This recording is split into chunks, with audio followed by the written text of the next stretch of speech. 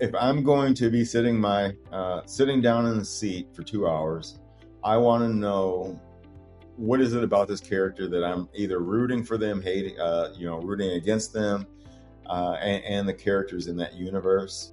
Outside of that, I would be interested in the production team itself. Uh, because there are production teams that they just try to put out the most minimal viable product and hope that people come and see it. And then there's other people that are just in love with filmmaking and the craft, and they're very romantic about it. And I learned a lot of that when I worked for Francis Ford Coppola, that quality is everything, and passion, and just doing your absolutely best is what will ultimately make or break a project. So things like that are what would drive me to want to be a part of a production. Hello, hello, hello. Welcome to another episode of Adeptus On-Air. I am again your host, Mike Hoffman, and today I am joined by Jayson Johnson. Jayson, how you doing today? Great. How are you doing today? Good, good. So film writer, film director, film producer, and I'd like to add in the words award-winning. That's Not right. bad. Yeah. So how'd all this come about? Was this a ambition of yours from when you were a kid? Um, I don't know actually. I grew up watching a lot of TV with my parents, and I was just always interested on TV production, and who were the players behind the images on the screen. So um, life happened, and through a series of circumstances, I ended up taking radio, TV, and film in college. What were some of those shows when you were younger that you were watching that kind of inspired you? Like, what were those memories? I'm almost like embarrassed to say, but like my mom watched a lot of soap operas, so like One Life to Live, General Hospital. Um, just because I'm a mama's boy, so if she's doing it, then I'll join in and watch her. So very cheesy stuff, a lot of soap operas, a lot of Hallmark stuff too. Oh, Hallmark Channel. There you go. Yeah.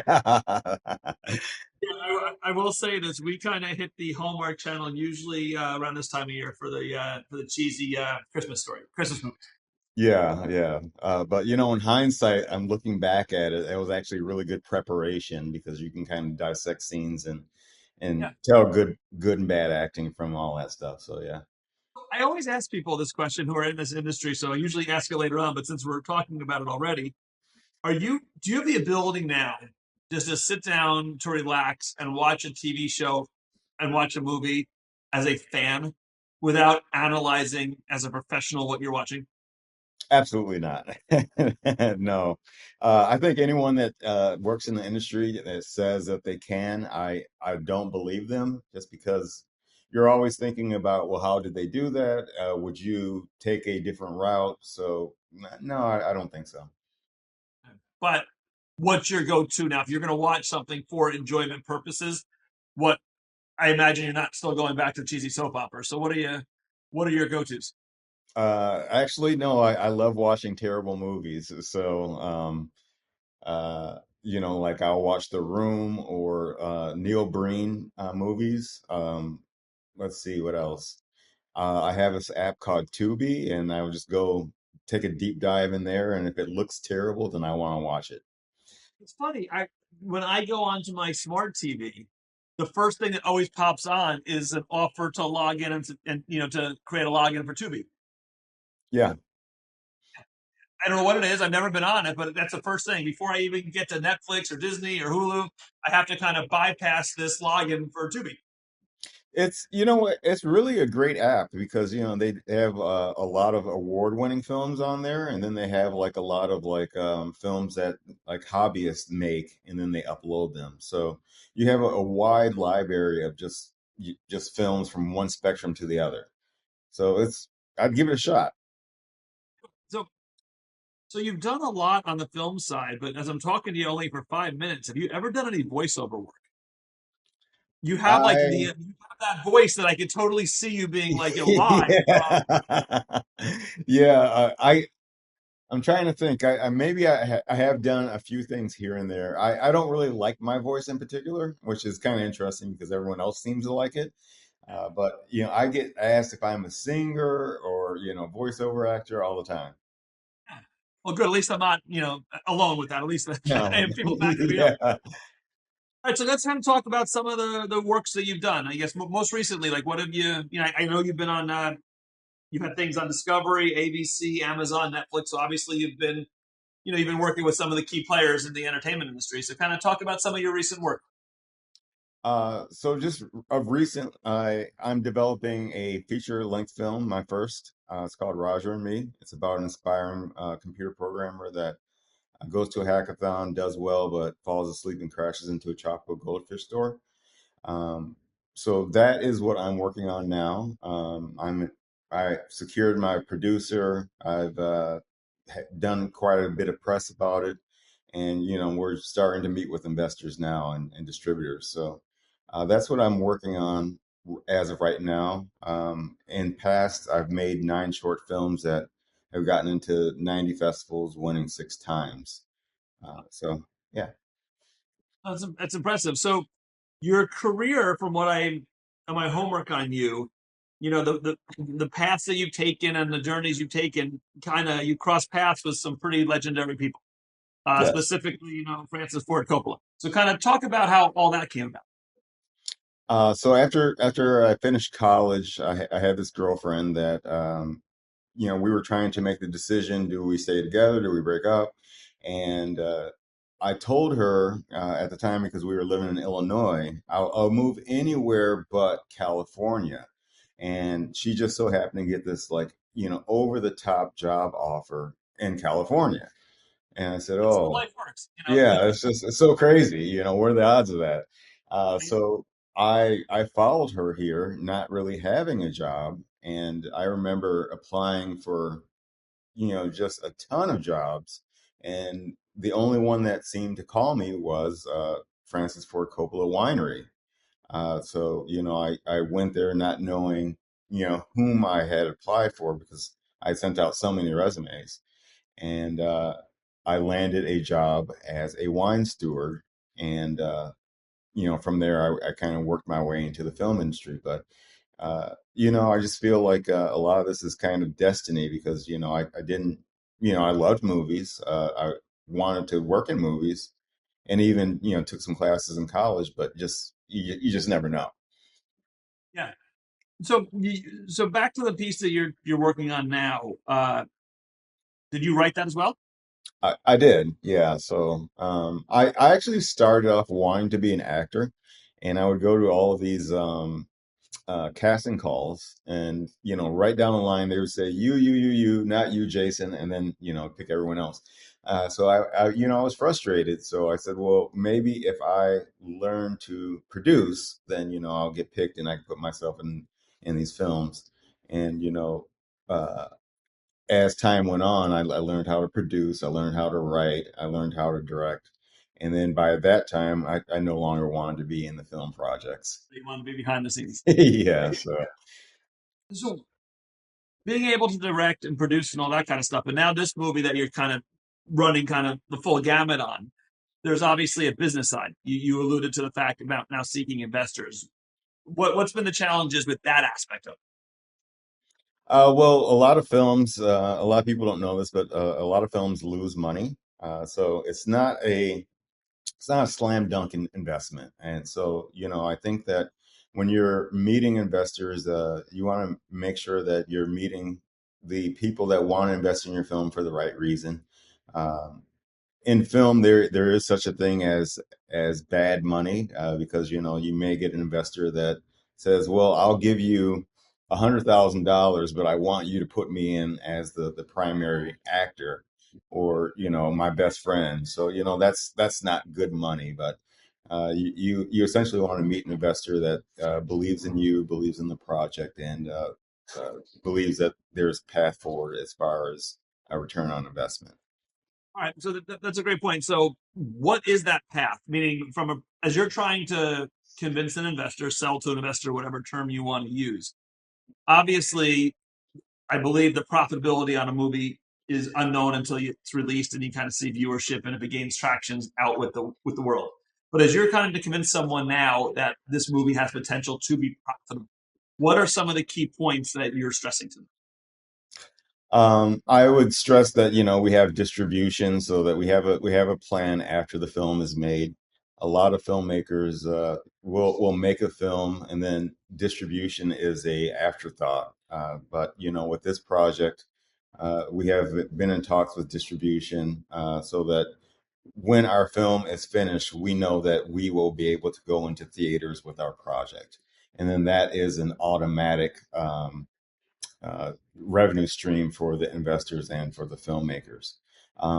Also, we're banking off of my track record as, being able to have some accolades, and then, those accolades will get fans in the seats. And then, talent obviously makes a big impact. And then lastly, which is probably one of the more important things, is the story. If you have a good story that's not cookie cutter, that's interesting, that fans will want to see, then those are all predictive keys for a return on investment. How has the change in the industry with a lot of online streaming services, the Netflixes? I know you've worked with them, so you're actually a perfect person to ask. So you mentioned a movie that maybe has a direct distribution path for theaters, but how is it different with that distribution path versus a distribution path that bypasses theaters and goes to a movie platform? So yeah, I'm not. I'll put it on record. I'm not really a fan of streaming, and I'll tell you why.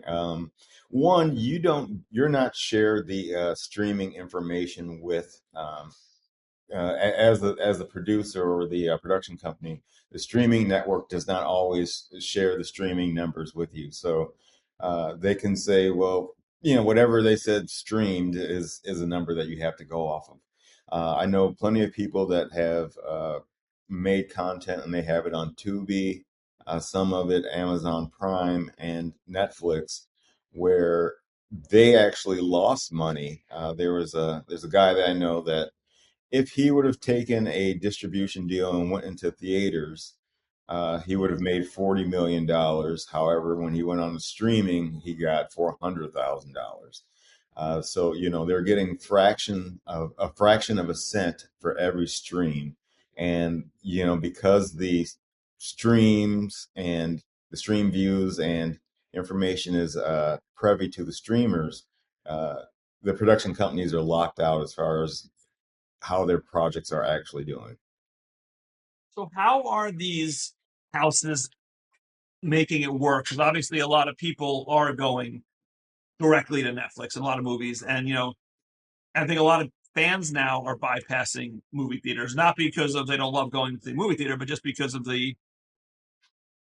there's enough stuff on Netflix, new content that they can feel, why should I have to go out? I'm already paying $11 a month. Why would I go to a movie theater?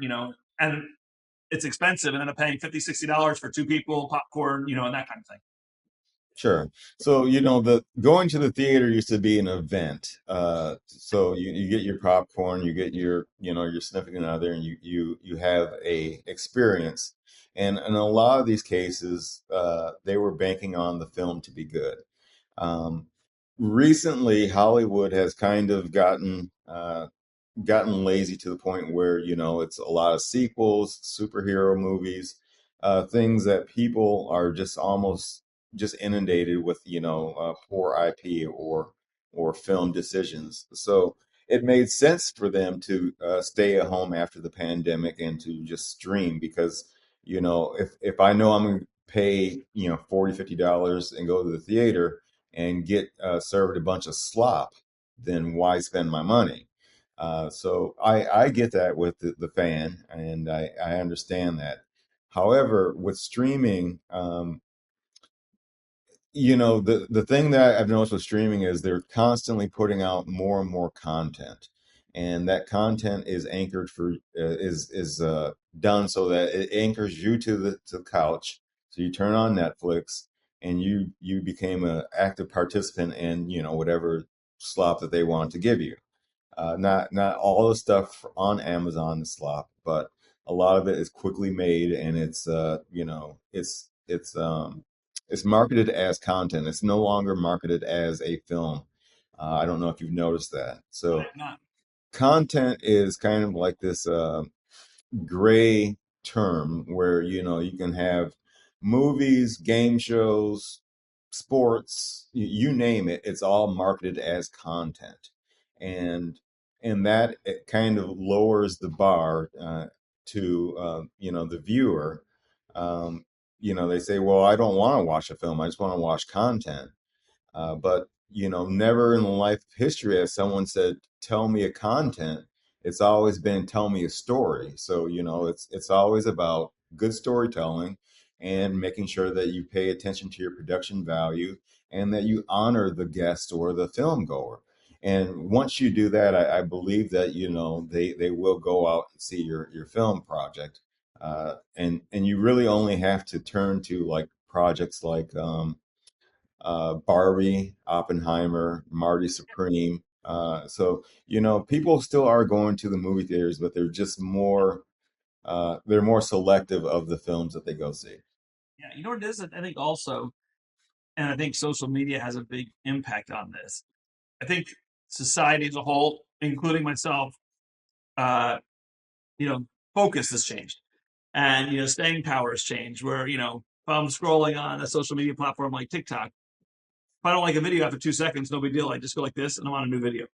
And Yeah, I think what the streaming gives me the ability is to try a movie, and if in 10 minutes it's not grab my interest, I don't need to watch it. And all I've done is wasted 10 minutes. I haven't wasted, for a family, getting a babysitter, going out to the theater, buying, and on all that kind of stuff. So it gives a sense of security. But I do agree with you 100% that for the right content, yeah. still nothing like going to a movie, having that big screen. It's an event. It's a night out instead of just wearing your pajamas on the couch. Yeah, it's like if I can use an analogy, it's like you can go get a burger at McDonald's and it will feel it. I guess it will stop you from being hungry, but you will not be very satisfied. However, if you go to like a high end burger place and you Steakhouse pay, to get a burger. Yeah. yeah, $30 for a burger, and you're going to savor that. So yeah, Right. it all comes down to quality and marketing, et cetera. But yeah. So why do you think certain actors are signing deals directly with Netflix? Is it simply because of the amount of cash they're being thrown? Are they given more creative, freedom, or you? What's the rationale behind that? I think that, for actors, they always want to be working. They want to do the serious films, but at the same time they want to stay in their mansion as well. So if Netflix is going to throw them $10 million to, be in some goofy, drama, yeah, then yeah, I can see them doing it. But at the same time, uh, if you'll notice, the films that almost always win the awards are these obscure films that you almost never hear about until they've won at the Oscars, and those are the films that any actor of any salt wants to do those films. Of Uh, course. but Yeah. you do the films that you don't want to do so that you can get the big check, so that you can do the films that you actually want to. I imagine that's also for the back end people as well. Make the money when you can make the money, so then you could gamble on a project that you really think has some substance. But Sure, yeah. You want to do something that's legacy and something that you can be proud of. So I don't think any actor is super proud of a Marvel film, but they are proud of that $30 million check that they take home. So right, right, right. and I don't blame them. So yeah, yeah, I can tell you I've never seen a Marvel film. yeah, Yeah. I stopped probably early on. Maybe I don't know how many phases they're on now, but probably in the second phase, I just stopped going. Yeah. You mentioned another good point, and this is probably TV as well as movies, about sequels and reboots and remakes. I understand reboots of a TV show. I understand that where the character is 20 years later. I get it. People, if you have a good show, people were invested, and the people on TV were their friends, their family. So seeing where they are 15 years later in Hmm. some situations makes sense. Let's resume with them. You know, Remakes, I've always struggled with a little bit. Like, why are we making the same movie for the second time or the third time? When are these people just out of ideas? I mean, you're the creative one, not me.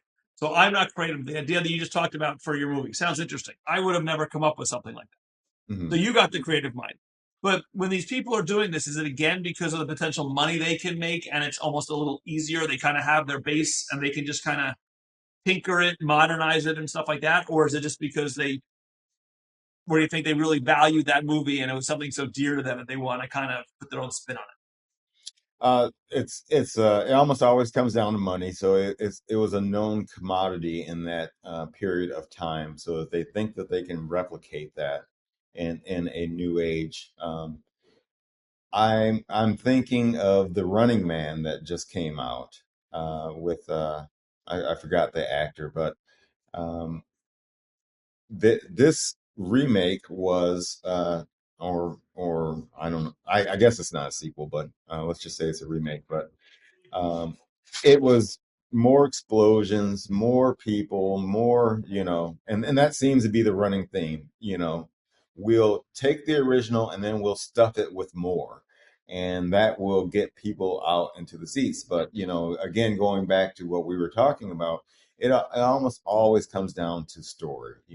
If you can throw as many, special effects or pyrotechnics at an audience, but if there's nothing that keeps them invested in the main characters, then why should they even show up?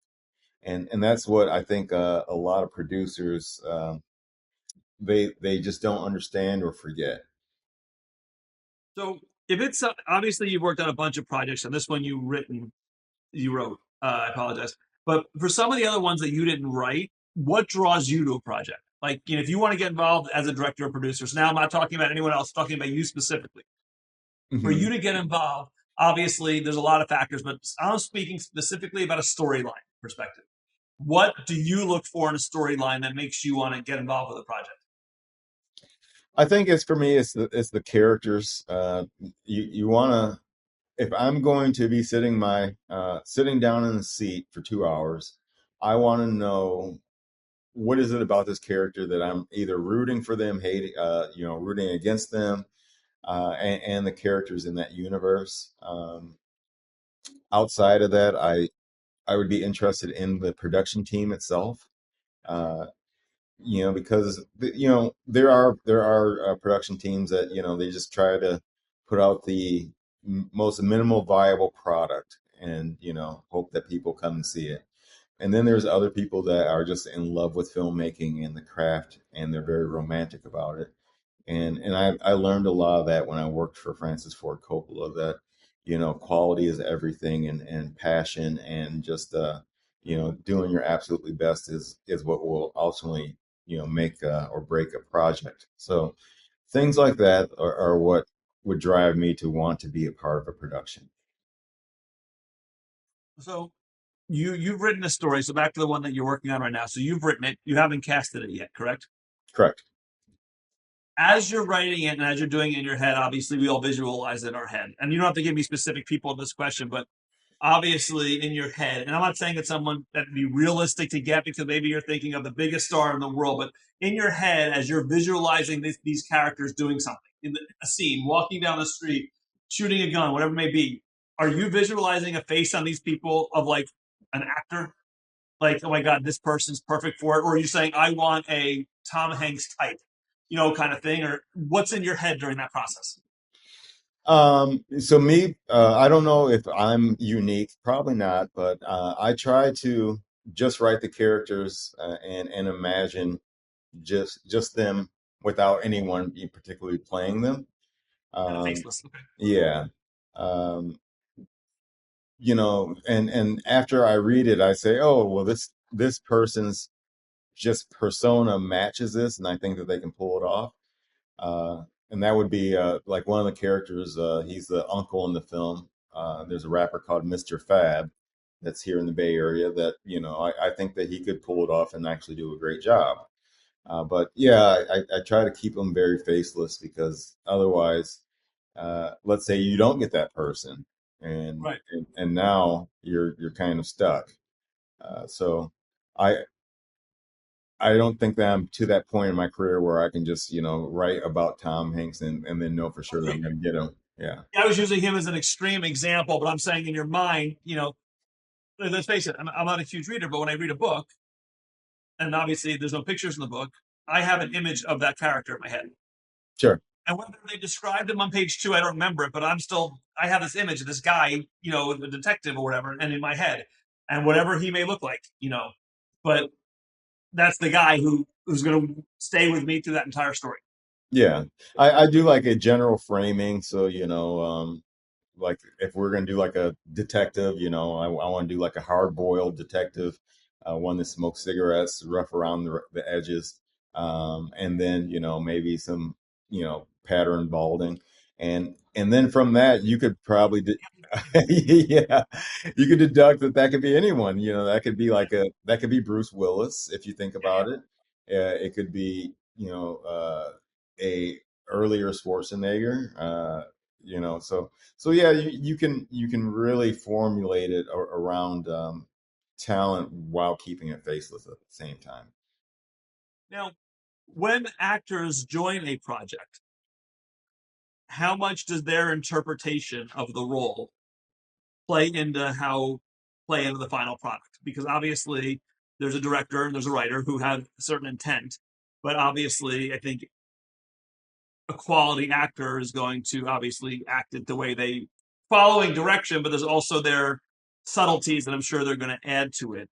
Is there often times where a character kind of goes in a slightly different direction, not the storyline changing, just based upon how you see an actor actually playing it? Absolutely. And that's a really great question because early on in my career, I would write something and then I would send it to the talent and then they would read it and then we wouldn't discuss it until they showed up on set. And I found that my how I saw the character and how they saw the character were just diametrically opposed. And in some cases, it was good. And then there are other cases it was like a challenge, because you want to you want to give the actor leeway as far as how they see, the character and how that they want them to play out. However, as a director, you have to kind of keep the reins on the project and steer it to a certain way. So if they're doing something that's like, just way on a different end, that becomes a problem. So um, of late, so I'll send them the project once I know that they're going to be in the film itself, and then we will spend maybe 3 or 4 days just talking about it, getting the backstory honed down, understanding the quirks of the character, etc. And I found that's a much better system because it allows them to create and to kind of interpret them, how they see them, and then allows me to direct. Yeah, I was gonna say, I think your approach makes a ton of sense because you're potentially solving any problems before they become problems, as opposed to what you said at the beginning there. Well, I'll send the script. I'll see you on the first day of filming. I see Yeah, this guy as a shy, sensitive type. You view this guy as a hard ass, whatever. Boom, we're already in conflict on day one. But you walk it through, and I think backstory is probably something. And again, I don't know how scripts work, but I imagine some of that is kind of unsaid, where in your mind it's this way, but it's not obviously necessarily in the script.